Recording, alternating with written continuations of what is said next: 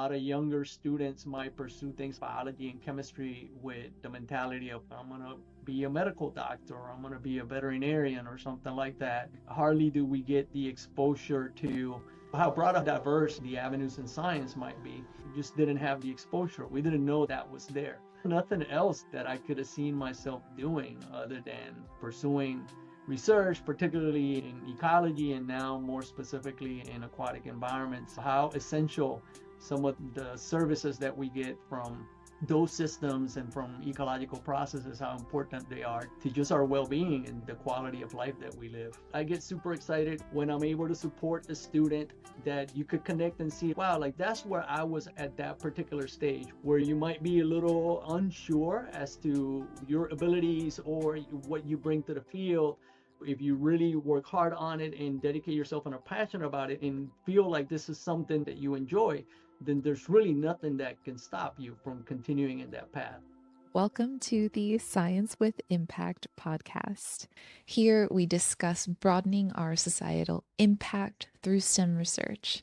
We are joined today by Checo, who I got to meet during the Linton Poudry SACNAS Leadership Institute. Checo's amazing. You're really going to enjoy hearing about him and from him.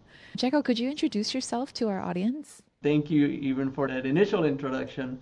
My name is Checo Colon-Gaud. I'm originally from Puerto Rico. I am a professor of biology at Georgia Southern University in Statesboro, Georgia, and I also serve as the Associate Dean for our College of Graduate Studies. Checo, why should our listeners, who are primarily research scientists and organizations seeking to expand their societal impacts, tune in to our conversation today? I feel super fortunate to have the platform that I have, and I appreciate you for bringing me in and allowing me to talk about these programs. I hope that people that listen to the episode think about, hey, there's opportunities out there to make this kind of changes and have this kind of impact, even if it's just in a small piece of the way that they communicate their science or the way that they bring people into their science. Obviously, I've been very fortunate to be able to do this for a long time because of the support of my professional scientific society, but that all started with just a little ask and just a little conversation and allowing that seed to bloom to what it is now. Hopefully, maybe folks see it as maybe I just got to plant that seed in my society or in my group and see if it grows the same way. Do you want to unpack more of how you got to know me and Science with Impact? As you mentioned, we met in this wonderful leadership institute that's organized and put together by SACNAS, a great organization. We had a chance to work together in not just broadening our skills as leaders, but really in the way that we support our communities. It is exciting that we're still connected and we're still doing great things for SACNAS and for leaders that will come after us. What impactful moments led to you becoming a scientist? Definitely growing up, having that curiosity for nature, flipping rocks and going out to creeks and to the beach, growing up in an island and being mesmerized by the outside world. But I think most impactful was probably as a college student, having the opportunity to participate in summer internships, having the opportunity to get out and work with faculty mentors that really showed you the experimental or the research process from start to finish. I was fortunate enough early in my undergraduate degree to be selected to participate in a research experiences for undergraduate programs funded by the National Science Foundation.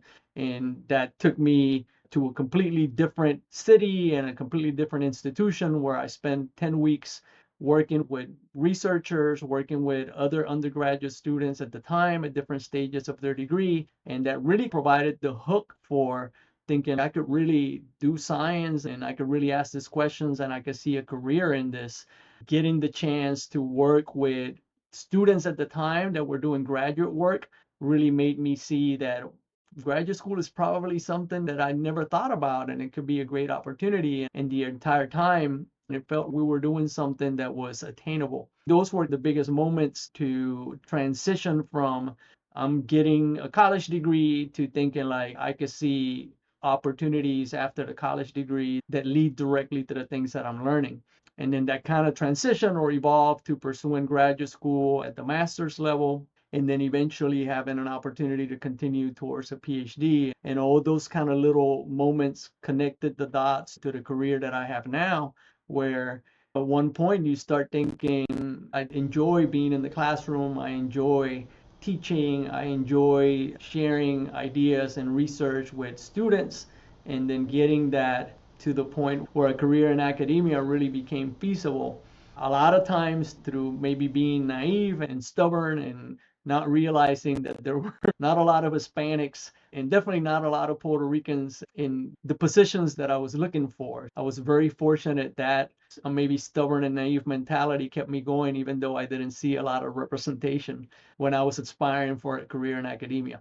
And then that transition to now to thinking about how can I be somewhat of a mirror to other young Latinos that might be interested in pursuing academic positions and research positions, the sciences at least. In your early experiences, how far back can you remember having behaviors or memories related to science that kind of hinted at you becoming a scientist later on? Probably go back as far as high school, just curious about flipping rocks, walking down the shore on the beach, or putting a mask and a snorkel on and being fascinated by that. But definitely in college is when I started to think I could really think about this as a career or something that would be fruitful employment initially. And about that now as a biology professor, a lot of younger students might pursue things biology and chemistry with the mentality of I'm going to be a medical doctor or I'm going to be a veterinarian or something like that. Hardly do we get the exposure to how broad and diverse the avenues in science might be. I remember that even going to school and thinking I'm getting a biology degree, but I don't want to go to med school and I don't want to do this or that. And at some point really started thinking about what else is out there, and maybe even at some point thinking like maybe a science teacher in high school, some kind of educator. And it wasn't until midway through my undergraduate degree that I started thinking about, oh, okay, wait a minute, I could really pursue research as a career and ask questions about things that I didn't really know that people were doing. In fact, I left Puerto Rico thinking I can't do this in the island. There's definitely not anybody doing this in the island. And of course, I was way wrong and ended up going back to the island to do those things with colleagues and other folks that were incredible in the field. We just didn't have the exposure. We didn't know that was there. As transition from undergraduate to graduate school, it really started becoming clear that there was kind of nothing else that I could have seen myself doing other than pursuing research, particularly in ecology and now more specifically in aquatic environments, thinking about how essential some of the services that we get from those systems and from ecological processes, how important they are to just our well-being and the quality of life that we live. So I think it went from curiosity to really realizing, oh, wait a minute, people really do this and I could do this for a living. That was an easy transition and something that I'm glad almost accidentally showed up in my experiences as a college student. You hear about these child prodigies who discovered what they love in life young. But if you're not that type of person, if you didn't find what you're passionate about or what fulfills you or even what interests you until later in life, sometimes you can feel behind. So just really highlighting the value of just not knowing. Even now at my age, sometimes I still wonder and go like, huh, what other careers could I explore? And how can I take what skill sets I've learned to this point and apply them to that? Just encouraging people to stay open-minded to what could be their occupations, I think is a really valuable idea. And not just that, but also the willingness to make mistakes and the willingness to try things and knowing that sometimes failure is part of the process and part of the pathway or the trajectory for growth. And a lot of times we get a little bit caught on the fact that we should be knowing these things early in our life, and that's not often the case. That probably leads to the type of pressures that might have folks landing at careers or positions that are not entirely fulfilling to what they want to do. I also found it interesting the role that undergraduate research played in expanding your understanding of how diverse the field can be in terms of what we do as scientists. I had a similar experience, first gen, mostly raised by my Cuban family. And I thought The only way I could honor the sacrifice that they made by coming here and giving up everything they knew was to find the most challenging, most secure, most stable career. And then I was in undergraduate chemistry, just focused on my GPA and my grades, and I has to be perfect, and I got to prepare for the MCAT, and all. I was just focused on that. And chemistry was one of those classes that just really it captivated my imagination because I realized you can look at something that you think what you're looking at, but there's so much more under the surface than what you can appreciate with your eyes. And that continues to blow my mind to this day. Can you tell me more about your undergraduate research experience? I'm pretty certain that I didn't want to be a doctor. Everybody in my classes, they have it all figured out and they know what they want to do. I definitely wasn't that. I knew that I was in a degree that I found interesting and that I was excited about the experiences, but I was never much of a rock star student when it came to grades or GPA or things like that.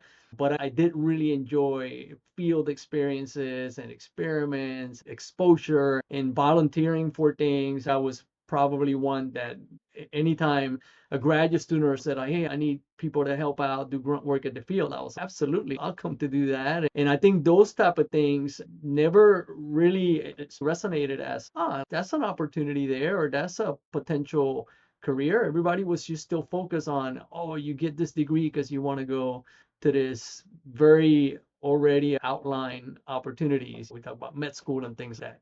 In fact, at one point, I probably thought I'll finish this degree and I don't know, maybe I'll just go into like something completely different. But fortunately, that experience and internship really removed myself from, hey, this is beyond what you're learning in the classroom. This could be really hands-on, and this could be the kind of thing that we're doing because we don't know the answers. That was intriguing to me. I was like, oh, wait a minute, we got to figure that out. It was an impactful experience. And I remember even from that first internship experience, the first thing about it too is that we got paid. It was insane. I was doing things that seemed just fun. And on top of that, you were getting paid. And in those particular opportunities, being that it was a fairly funded internship, I was at the University of Texas at El Paso. And the internship was you're going to spend a couple of weeks at Washington, D.C. at Howard University. And then you're going to spend the rest of the summer in Las Cruces, New Mexico State University, and they paid for your housing. You had all the resources. That was incredible. So I think that really opened my eyes about it. And when I say impactful enough, even to the point when I started my academic career as an assistant professor, it was one of the first things that I wanted to do was try to bring a program like that to my university. And I was focused on if I get to build something or if I get to really provide something for the institution or in my scholarship on federal funding or any type of funding, was having those type of programs, being able to bring one here. We've had now 6 cohorts around 7 years of an internship program like that at Georgia Southern at my institution now. And that was probably the most just bizarre, kind of fulfilling, amazing experience to be able to bring a program that was so significant to me and definitely a hook towards the type of work that I pursue and being an academic. Now, 6 different cohorts of 10 students across various summers and seeing what those students are doing now and being able to tell them, hey, many years ago, this was the experience that really provided some clarity as to what I wanted to pursue as a career. That's a pretty chilling moment to tell them, yes, I've been in your shoes and it was a transformative experience. That's pretty great. And to do that to students that come from the same backgrounds, perhaps have not had the opportunity to do research, perhaps at one point thought just me that this is probably not a field where I will have opportunity, not just open the doors and let them have a peek inside, but bring them fully in and fill the room with mirrors that they could see themselves really becoming a researcher or a scientist or something that they never thought they had the opportunity to do. It's such a valuable insight experience, and I can see that really fuels a lot of your purpose in this. I have your different windows of undergraduate experiences pulled up. Should we share that with the audience? This is a training program for post-bac students in biology, students that have just finished their undergraduate degree, perhaps taken a gap year or so, and for an entire year, We bring them to our campus to work with faculty mentors. They get the full array of experiences, almost as if they were graduate students, but without being graduate students. It's almost like an opportunity to see the culture of what graduate education might be like, and then also through a network of partners, expose them to careers in the field. The program itself is called RAMP, it's research and mentoring for post-bacs in biology. And our program is now on the second cohort. We had a cohort in 2024, started in August, that wrapped up in July. And our second cohort just started now. We have 10 participants, and they are working with faculty mentors on research. They are getting professional development workshops and experiences. And our focus, because of the location of our institution, our regional approach, is on coastal plain science. We're really giving them exposure to the resources of the coastal plain and the Southeast, and ideally have these participants pursue careers either in coastal plain science or pursue graduate education that could be extrapolated to what they learn here to anywhere they want to go. This is actually a pretty exciting program for us. Our first cohort really taught us a lot, and we were able to learn from their experience to really improve some of the opportunities for the cohorts that are ahead. And we should have 3 cohorts of this opportunities. We have this one right now, and then next year we'll have another one. They are compensated experiences. This is a National Science Foundation award. We really try to make sure that we put them in a place that after they do a year of post-bac experience with us, that they are really highly competitive and have had fulfilling experiences that allow them to go to the next step, either academically or in their career. This is our REU, or Research Experiences for Undergraduates program. We've had now 2 cycles of this award, 6 different cohorts across 7 years, but this is a 10-week experience for undergraduates to come spend a summer out here working with faculty mentors on research projects, and also getting career exposure and workshops to really prepare them for perhaps pursuing opportunities in research, whether that's graduate school or the profession.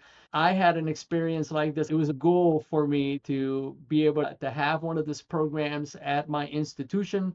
And this is perhaps the one that I feel most connected with, because it was probably the most influential experience that I had as an undergraduate to really make me realize that there were opportunities and a career in science for me. A lot of great interns have come through the program, and if back to some of the early years of the program from 2019 or so, many of them have continued towards graduate education. Many of them have been very successful in securing doctoral awards, or are probably at that stage where they're finishing graduate school and ready to go to the profession. Definitely very excited about this program that has supported now over 61 fellows over the last 7 years. The REU, it is an incredible opportunity in biology across the US. I believe there's typically anywhere between 125 to 130 sites, maybe even a little bit more.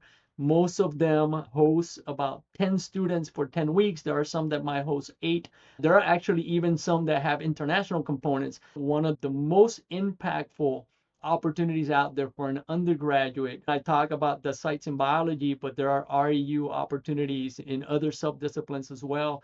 Having the opportunity to participate in this type of research experiences for undergraduates during the undergraduate degree is certainly something that we can't take for granted. It's a great experience that really impacts a lot of students across multiple institutions over the years. Certainly a big supporter of the REU experience, but clearly something that as an undergraduate could really be a meaningful experience to try to just figure out if this is something that I want to do, or maybe even at worst, get this experience and think, okay, I've tried this, I've done this.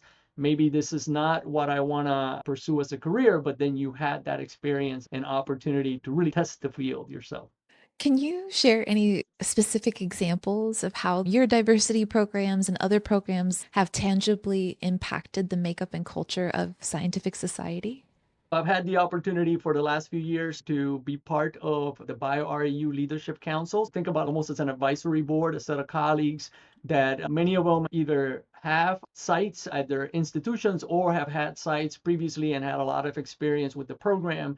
A lot of us see the value of really providing this opportunities and exposure for students that might be at institutions where those resources or those opportunities are not available. The large number of students from either primarily undergraduate institutions or from minority serving institutions that get an opportunity to really get outside of their own environment. You're really bringing students from other institutions and really have that experience where you're working with faculty and you're working in this cohort environment.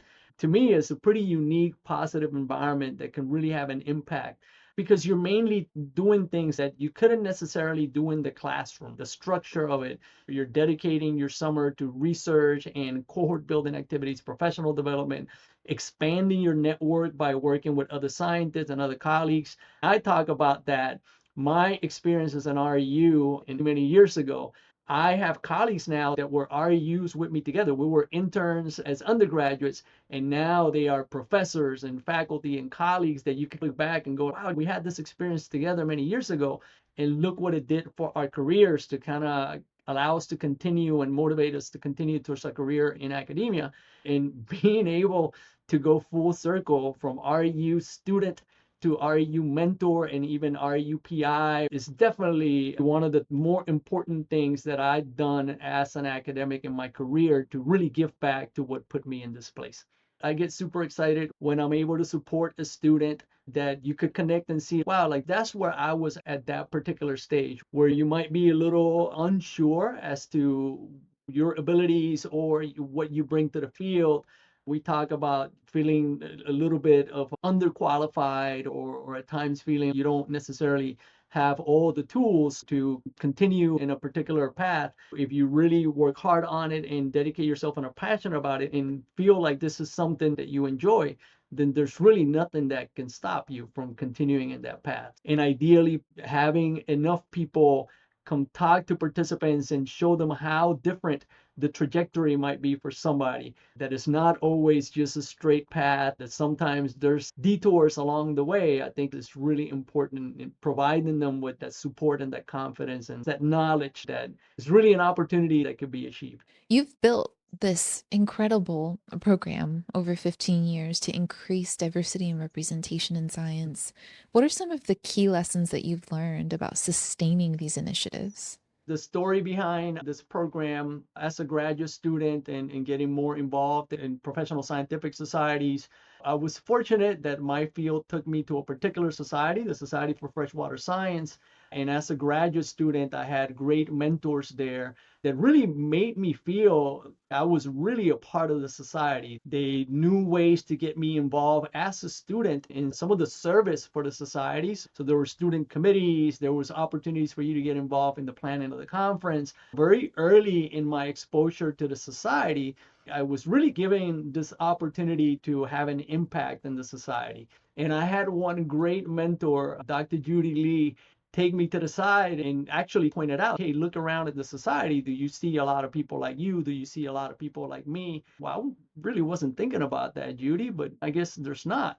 And she asked me, will you be interested in maybe impacting some change in that? And I didn't know what she had in mind or what type of challenge she was going to put in front of me, but she knew how to get us to think about, hey, you have an opportunity here to show others that there's this platform and there's this place where we could share our science, and it would be a lot better for all of us if we were just more open to more people that might be interested in this field. Thinking back, it was a very simple ask, and maybe being naive and being stubborn and being excited about what I was doing and the way that she asked about it, it really opened my eyes. And I'm glad it happened while I was already hooked, because I worry whether if I had figured that out earlier, had I stopped pursuing it, had I gone, oh, wait a minute, there's not a lot of people like me here. Maybe I should go look for something else. At that time, it was already too late. I was already hooked. I was already motivated and committed to pursuing this career. She really put me in places and gave me this platform to bring folks to the society. This is going back to like the initial meetings. The society said, we're going to give some support, and they gave us less than $1,000.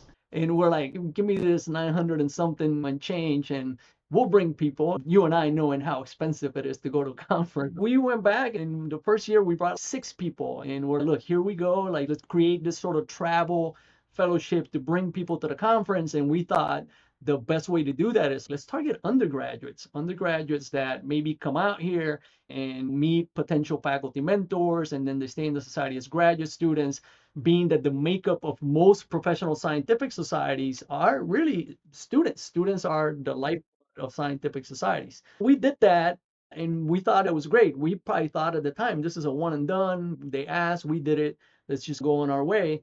But Judy had a plan. She had a vision for it. And she had us go back to the board of directors at the time and say, we're going to go back and we're going to ask for more money. At the time, probably early into just having finished my PhD or early into my postdoc, we were like, my God, we're going to ask for money? No way. We're going to ask for $5,000. And I was like, wow, they just gave us almost 1,000. And we went out there and we asked for funding. Well, no, they gave us 10. They doubled our ask. And then we were really, oh my God, if we did this with 900 and some dollars, what can we do? The best part about it is that the platform that they gave us was really asking us to just be ourselves and be open and willing, and don't try to do something that you're not and something that is not the you that you want to be. We were really doing things where we're okay, let's just go and ask and go into the community and say, hey, any undergraduates from underrepresented minority groups that might be interested in aquatic science and freshwater science? And we started flipping those rocks and found that there was a lot of interest. And we started bringing students every summer to the conference on technically rubbing together quarters, trying to make them into dollars. And we got this momentum. And it was awesome because we went from having to really kind of reach out to people to almost by word of mouth, the experience and the opportunity just reaching institutions and colleagues that then they were reaching out to us. Hey, are you the folks that are running this program? We have the students. It'd be great if we could wait to bring them. It really became a staple program.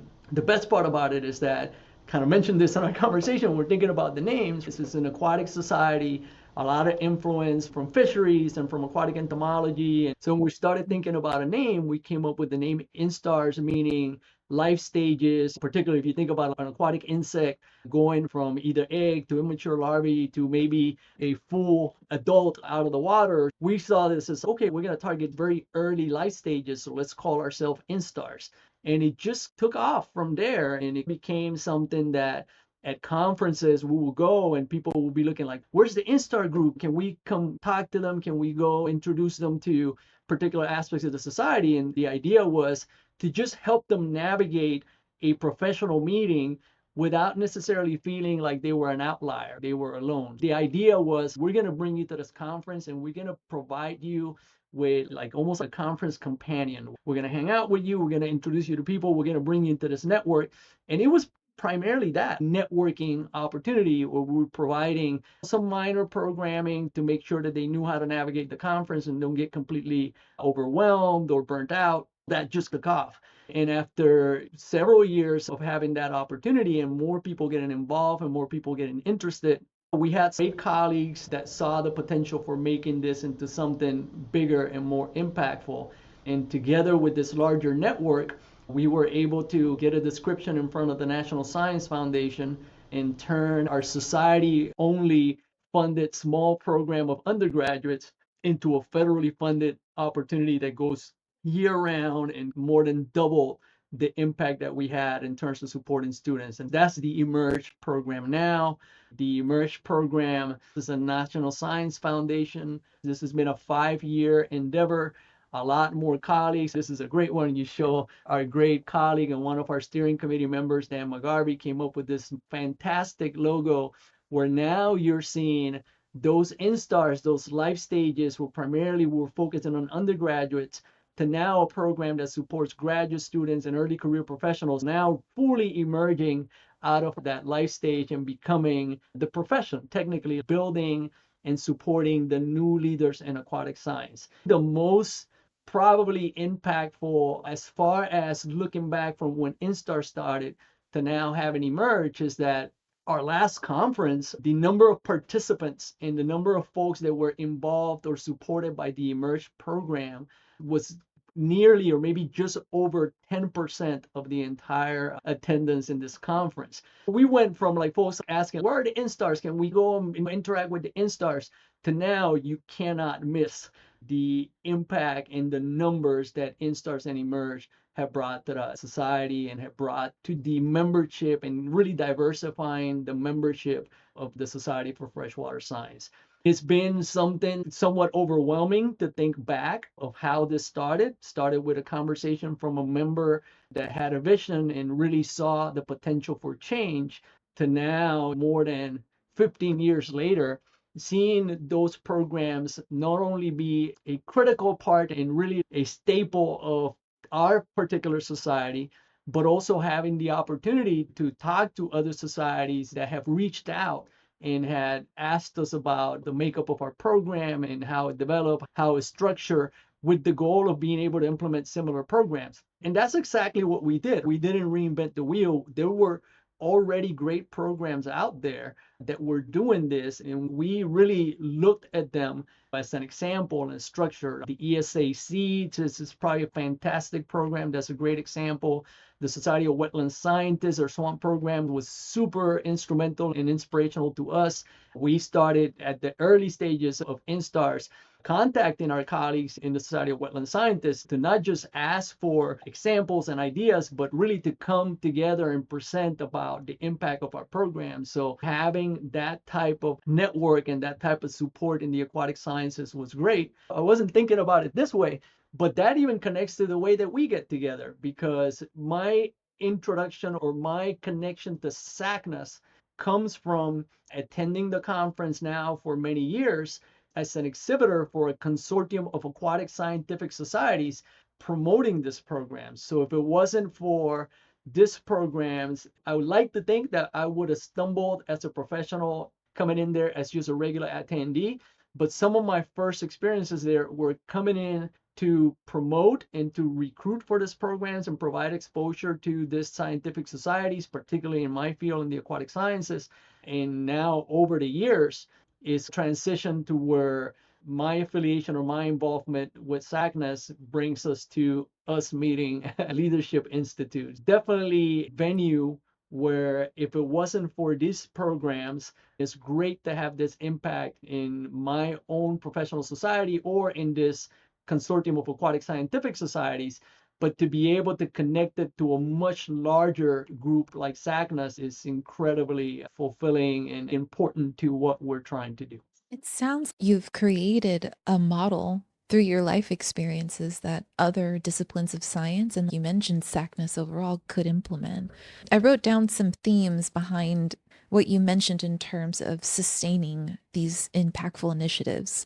And what I wrote down was to start small first, gain momentum around community, regularity, doing it every year, authenticity, and networking, that people become plugged in and connected to the community, and then ask for more. What do you think of that? We could think about this even the way that we mentor our students. Let's start small, and over time, let that seed grow. Things will undoubtedly complicate themselves, and we want to make sure that we have a grasp from the early stages. I certainly didn't think about having such a long run. To be able to have that program go over many years, and many of us want to continue to see it go twice as many years, and especially now that we've had students that were participants in the early years that are now professionals that are coming back, and now they're the ones that want to provide that commitment and run the program and provide the support because they saw what the program meant for them as students. Not unlike to my experience as an REU, I know I wanted to come back and provide a program at the REU. I'm not that surprised to see that early Instars are now wanting to come back and have that type of impact and be able to support a program. We're talking about professional societies. Do you have any advice for them as to how they could leverage their professional societies to broaden participation in STEM? We've been fortunate to kind of have folks reach out to us and ask those questions. And a lot of times it's just having the courage to go and talk to the leadership of your professional societies and express that sentiment if you feel that's important for the growth and for the impact that your society could have. We know what the workforce in our field looks like. That's probably what's most concerning now. We've had all this great work, and now there are definitely some challenges to really promote broadening participation and to provide those opportunities. It's still important to have those conversations with leadership. I think one of the things that we've really continued to see is seeing positions of leadership really bring opportunities and maybe even just the ability to have folks from diverse backgrounds and diverse environments to be part of leadership in societies. I think it really provides a lot of great ideas and great opportunities when we have as diverse as possible as a makeup to our scientific societies and to the workforce. But it starts with a conversation. We had no idea at the time of the level of support that we were going to get. It was inspiring to see many people just be willing to provide financial support, but even just their time to either mentor or to just have a conversation with new people that were coming to the society and experiencing it for the first time. We want to make sure that it's not just staying within those participants of the program, but that it really kind of runs through the entire makeup and the entire bloodstream of the society. We don't want it to be, okay, well, here's the group from this program, and then here's the rest of the society. We want to make sure that's all coming together. The idea is to bring the society to be just as open, inclusive, and diverse as we could make it. Those are things that start with a conversation and having those conversations continuously for a long time until they just become the norm. Our past guest was Dr. Stephanie Pasos. Her question to you is this. I'm curious, how are you navigating recent changes with funding for your graduate students as an associate dean in your college? It's a little bit debilitating, I guess, when we see grants and support get canceled or when we see opportunities for students disappear.